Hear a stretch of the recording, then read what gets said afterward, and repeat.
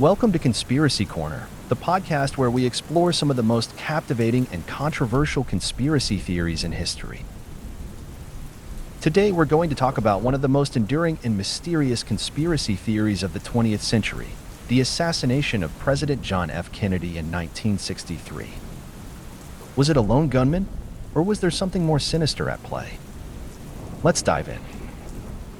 On November 22, 1963, President John F. Kennedy was tragically shot and killed in Dallas, Texas. He was in a motorcade when shots rang out from the Texas School Book Depository. Lee Harvey Oswald was arrested and charged with the murder, and after a brief trial, he was shot and killed by nightclub owner Jack Ruby. But while Oswald was caught in the act, the questions surrounding the assassination have lingered for decades. Was Oswald really the only shooter? Or was there a larger conspiracy involved? One of the key pieces of the conspiracy puzzle is the idea that Oswald was not the lone gunman he was made out to be. A number of theories claim that there were multiple shooters involved. Some of these theories suggest that Oswald was just a patsy, a man framed for a crime he didn't commit. For years, many have questioned this single bullet theory, the idea that one bullet caused multiple injuries to both Kennedy and Texas Governor John Connally, who was riding in the car with him. To explain the trajectory of the bullet, the Warren Commission, which investigated the assassination, concluded that the bullet hit Kennedy and Connally in a way that made it look like a single shot caused both men's injuries. Critics of the official account argue that the physics don't add up. Some say that the angle of the shot would have been almost impossible, suggesting that there may have been a second shooter somewhere else, possibly on the infamous Grassy Knoll. Let's talk about the Grassy Knoll for a second. The term refers to a small hill near Dealey Plaza, the location of the assassination. Some witnesses claim to have heard shots fired from this location, and several conspiracy theories suggest that a second gunman may have been positioned there. For years, this theory has been supported by people who believe the official story is a cover-up.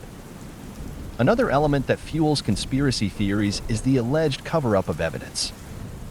Many point to the autopsy of Kennedy's body, which was conducted under questionable circumstances. The original autopsy was performed in Dallas, but the body was quickly transported to Washington, D.C., where the details of the examination were altered, according to some forensic experts. Did this change to the autopsy report help conceal evidence of a conspiracy? It's a question that still sparks debate. And then, there's the theory that the U.S. government itself was involved in the assassination.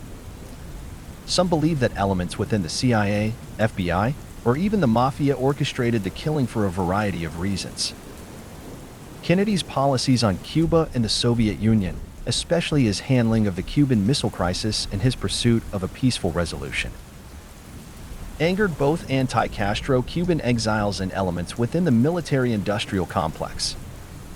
Could this have led to a plot to remove him from office? Some theorists say yes. One theory that stands out is the idea that Kennedy's death was part of a larger plot involving the military-industrial complex, which stood to benefit from an escalation in the Cold War. Kennedy had publicly opposed the war in Vietnam and had signaled his intent to withdraw U.S. troops. Was his assassination a way to ensure that the conflict would continue? It's a theory that ties into the idea that powerful elites may have wanted him out of the picture for geopolitical reasons. While there's no definitive proof of a conspiracy involving the government or the mafia, the sheer number of questions and inconsistencies surrounding Kennedy's assassination has kept conspiracy theorists intrigued.